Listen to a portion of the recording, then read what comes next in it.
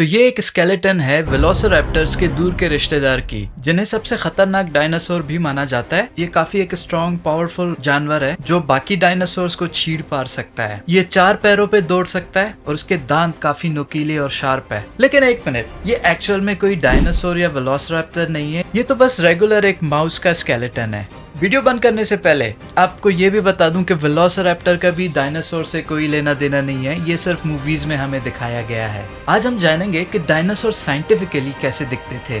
Velociraptor तो सिर्फ एक डायनासोर का कैरेक्टर है जिसे जुरासिक पार्क मूवी में पहली बार दिखाया गया है, जिसका रियलिटी से कोई लेना देना नहीं है। तो फिर आखिर डायनासोर कैसे दिखते हैं और क्यों हमें अलग तरीके का डायनासोर दिखाया जाता है? क्यों पहली बार जब डायनासोर का फॉसिल मिला उसको दोबारा से बरी किया गया? और आखिर क्या डायनासोर उतने ही बड़े और शक्तिशाली हुआ करते थे जैसे हमें मूवीज में दिखाया जाता है? इस वीडियो में काफी आपको इंटरेस्टिंग फैक्ट्स जानने को मिलेगा डायनासोर के बारे में, और हम कुछ डायनासोर के करीबी रिलेटिव्स को भी जानेंगे जो कि आज तक जिंदा है हमारे बीच में। तो सबसे पहले ये समझते हैं कि हम अंदाजा कैसे लगा सकते हैं डायनासोर कैसे दिखता है। तो पैलियोंटोलॉजिस्ट को जो डायनासोर के फॉसिल्स और रिमेनिंग्स मिले हैं उनको ही एग्जामिन करके हम पता लगा सकते हैं कि डायनासोर कैसे रफली दिखता है। लेकिन जैसे कि आपने शुरू के एग्जाम्पल में देखा, सिर्फ स्केलेटन से ये पता लगाना कि कौन सा जानवर है बहुत मुश्किल हो सकता है। बट ये सिर्फ फॉसिल तक की बात नहीं है, अभी नए टेक्नोलॉजी के जरिए हम ये भी बता सकते हैं कि कौन सा ऐसा जानवर है जो डायनासोर के बहुत करीब है। अब सिर्फ डायनासोर के फॉसिल्स हमारे पास नहीं है एग्जामिन करने के लिए, हमारे पास डायनासोर के स्किन भी है, हमारे पास डायनासोर के फुटप्रिंट्स हैं, और कई केसेस में डायनासोर के इंटैक्ट बॉडी मिला है जिसमें हमें डायनासोर के ऑर्गन्स भी मिले। लेकिन फ्रेंड्स, 17वीं सेंचुरी तक तो कोई डायनासोर को जानता भी नहीं था, क्योंकि डायनासोर का फर्स्ट फॉसिल बोन मिला हमें 1677 में, और ये बोन रॉबर्ट प्लॉट को मिला। लेकिन रॉबर्ट को अनफॉर्चुनेटली ये नहीं पता था ये कौन से जानवर का बोन है, और वो मरते दम तक भी उसको पता नहीं चला कि उसने आखिर एक ऐसे जानवर की डिस्कवरी की है जो कि मिलियंस ईयर्स पहले एक्सटिंक्ट हो चुके हैं। अब क्योंकि ये डायनासोर का बोन काफी बड़ा था, रॉबर्ट को ये लगा कि शायद ये हाथी का हो सकता है जो पुराने जमाने में रोमन्स लाया करते थे। अब 18वीं सेंचुरी में जब डायनासोर के फॉसिल्स हमें मिलना शुरू हुआ तब लोगों को एवोल्यूशन का आइडिया नहीं था, तो जो भी फॉसिल्स मिलते थे वो हम एग्जिस्टिंग एनिमल से कंपेयर करते थे, और ये 150 सालों तक किसी को ये अंदाजा नहीं लगा कि आखिर ये ऐसा भी जानवर हो सकता है जो आज हमारे बीच मौजूद ना हो। 150 साल के बाद एक और प्रोफेसर होता है जिनका नाम होता है विलियम बकलैंड। प्रोफेसर विलियम को एक ऐसा जॉ बोन मिलता है जो कि आज के टाइम के नोन एनिमल्स से मैच नहीं करता था। इनिशियली प्रोफेसर विलियम को भी यही लगता है कि ये कोई पानी का क्रिएचर होगा, क्योंकि इस बोन में जो टीथ के शेप है वो शार्क से काफी मिलता जुलता है, और ये जॉ बोन भी कोई पॉपुलैरिटी गेन नहीं करता। कुछ टाइम के बाद एक फैमिली को एक प्रिजर्व इक्तासौर का फॉसिल मिल जाता है। पहले तो ये फैमिली इस बोन को अपने घर ले जाते हैं स्टडी करने के लिए, क्योंकि ये ऑब्वियस था इस टाइम तक कि ये एक न्यू जानवर है जिससे आज तक इंसान नहीं मिले। लेकिन ये 18वीं सेंचुरी की बात है जहाँ लोग रिलीजियस होते थे, तो इस फैमिली ने इस जानवर को वापस बरी कर देते हैं। नेक्स्ट 150 साल ये मिट्टी के अंदर ही रहता है। ये सिर्फ रिसेंटली 2014 में ही रीडिस्कवर हुआ और उस फॉसिल को वहां से निकाला गया। और विक्टोरियन साइंटिस्ट डायनासोर को कुछ ऐसे इमेजिन करते थे सबसे पहले।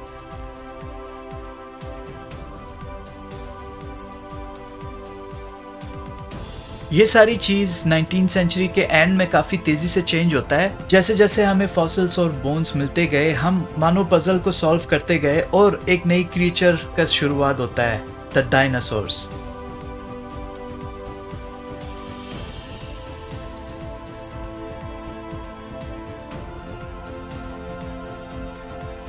साइंटिस्ट डायनासोर के मिस्ट्री को बहुत तेजी से सॉल्व करने लगते हैं। इस पॉइंट तक सबको पता चल चुका है कि ये एक ऐसा क्रिएचर है जो मिलियंस ऑफ ईयर्स पहले इस धरती पे राज करता था। अब क्योंकि एक ऐसा जानवर डिस्कवर हुआ है जिसको नया टाइटल मिला है लार्जेस्ट एनिमल ऑन अर्थ का, तो लोग इस चीज पे इंटरेस्ट लेना स्टार्ट करते हैं। डायनासोर सबसे पहले मूवीज में अपीयर होते हैं 1914 में। मूवी की रिलीज होने के बाद पब्लिक में इतना क्रेज बढ़ जाती है जिससे बोन वॉर स्टार्ट होता है, स्पेशली 2 प्रोफेसर्स के बीच में जिनका नाम है चार्ल्स मार्श और एडवर्ड ड्रिंकर। ये 2 प्रोफेसर इतना ऑब्सेस हो जाते हैं डायनासोर बोन से ये सब हद पार कर देते हैं डायनासोर के फॉसिल पाने के लिए या कोई भी ऐसा क्लू पाने के लिए जिससे उनकी डिस्कवरी में कुछ हेल्प मिल सके। जिन जिनको भी डायनासोर के फॉसिल मिलते थे, ये दो प्रोफेसर ब्राइब देके सबसे पहले उन फॉसिल्स को अपने पास मंगवा के एग्जामिन करते थे कि अगर उनसे कुछ नया इन्फॉर्मेशन मिल जाए। ये इतना पागल हो जाते हैं डायनासोर को लेके कि इन दोनों ने मिल के 142 न्यू डायनासोर स्पीशीज की डिस्कवरी करते हैं। लेकिन यही चीज इनके इन्वेस्टिगेशन में प्रॉब्लम भी लाता है, क्योंकि ये दोनों प्रोफेसर इतने बिजी थे एक दूसरे से कम्पीट करने के लिए, मोस्ट ऑफ द टाइम ये अपने स्टडी को डबल चेक या क्रॉस एग्जामिन नहीं करते थे, जिसकी वजह से काफी सारी मिस्टेक्स हमें देखने को मिला इनिशियल लोगों में। और यही नहीं, इनमें से प्रोफेसर एडवर्ड का क्लेम होता है कि इनको एक ऐसे डायनासोर की स्पीशी का बोन मिला है जो कि 60 मीटर्स लॉन्ग है,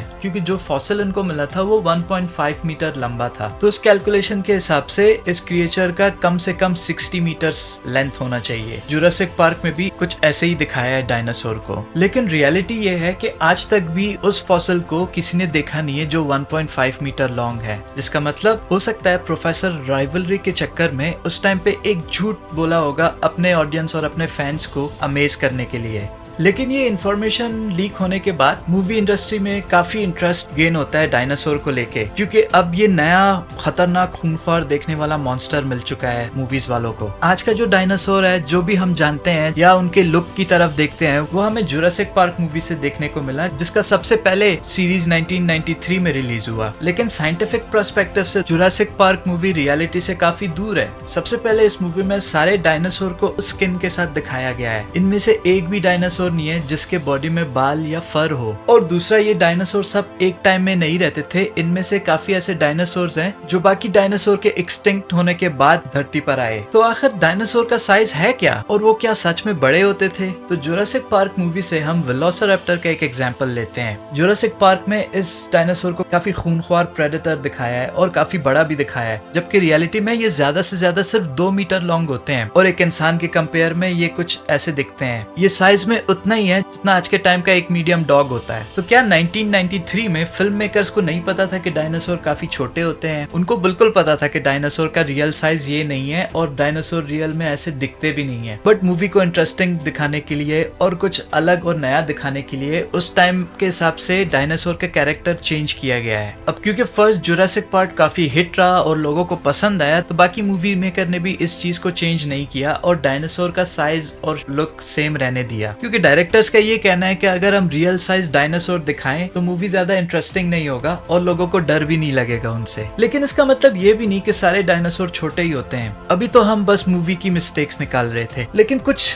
डायनासोर बड़े भी होते हैं। आज तक का सबसे लार्जेस्ट डायनासोर जो डिस्कवर हुआ है उसका नाम है पैरागोटिटान, जो 100 मिलियन ईयर से भी पहले रहता था अर्थ पे, और उसकी लंबाई 100 फीट के आसपास है, जो कि 30 मीटर्स के आसपास बनता है। ये साइज में उस क्रिएचर से आधा है जो प्रोफेसर ने क्लेम किया था। और सबसे छोटा डायनासोर का साइज 5 to 6 पाउंड होता है, या रफली 2-3 किलो के आसपास। और क्या आप जानते हैं कि ये डायनासोर आज तक भी एग्जिस्ट करता है?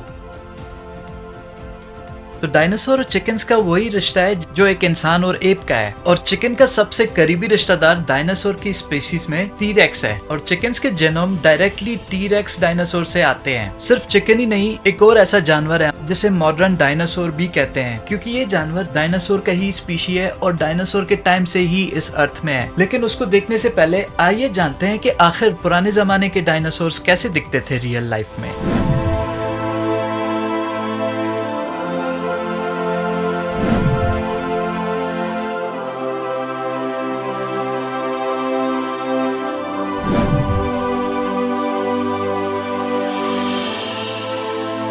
दिखते हैं ना काफी अलग और कलरफुल। अब रीजन ये है कि हमारे पास फॉसिल और स्किन और पैरों का निशान तो है, लेकिन हमें कभी डायनासोर के बाल या फर नहीं मिले, जिससे इनिशियली साइंटिस्ट को ये पता नहीं चला कि आखिर ये बाहर से कैसे दिखते हैं। लेकिन ये सब चेंज हुआ इस 2 इंसान की वजह से, जिन्हें मिथ बस्टर्स कहते हैं। डायनासोर्स में फैट कितना होता था, उनका स्किन का पैटर्न कैसे दिखता था, कौन कौन से कलर होते थे उनमें, ये सब जानना थोड़ा मुश्किल था। लेकिन साइंटिस्ट ने कंप्यूटर के हेल्प के थ्रू ये भी पता लगा लिया है। तो सवाल ये है, तो आखिर साइंटिस्ट को पता कैसे चला कि डायनासोर में फेदर होते हैं? इस चीज का पता चला 4 आर्म के स्टडी करने से। तो डायनासोर के जो 4 आर्म बोन्स मिला, उनमें से पैटर्न ये दिखाता है कि कुछ डायनासोर के विंग्स होते थे और बाकी डायनासोर के फर होते थे, जिनमें से कुछ उड़ सकते थे और कुछ नहीं उड़ सकते थे और उनके फर का स्ट्रक्चर काफी क्लोज है आज के पिजन से। अब क्योंकि प्रीवियसली मूवीज ने हमें अलग टाइप का जानवर दिखाया और लोगों ने उसे पसंद भी किया, तो इसी चीज को लेके आजकल के जो साइंस चैनल भी है वो भी ऐसे ही डायनासोर्स दिखाते हैं लोगों का इंटरेस्ट गेन करने के लिए। बट एक्चुअल में डायनासोर बहुत बर्ड्स के करीब थे। डायनासोर चलते कैसे हैं वो तो हमें जॉइंट्स और लेगामेंट्स से पता लगा सकते हैं। शुरू में साइंटिस्ट डायनासोर्स के हाथ को कुछ ऐसा दिखाते थे जो कि काफी एक यूजलेस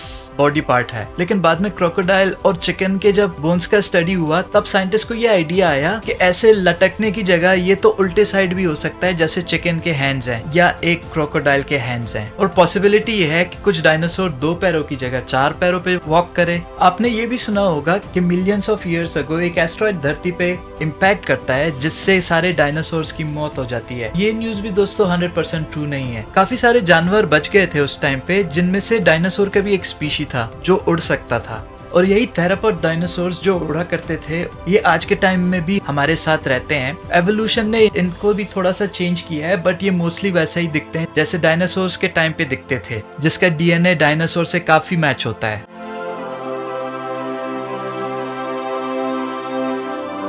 तो आई होप कि आप समझ गए होंगे कि आखिर डायनासोर रियल लाइफ में कैसे दिखता है और मूवीज में कैसा दिखाया जाता है। तो वीडियो एंड तक देखने के लिए थैंक यू। मिलते हैं नेक्स्ट वीक, तब तक के लिए पीस।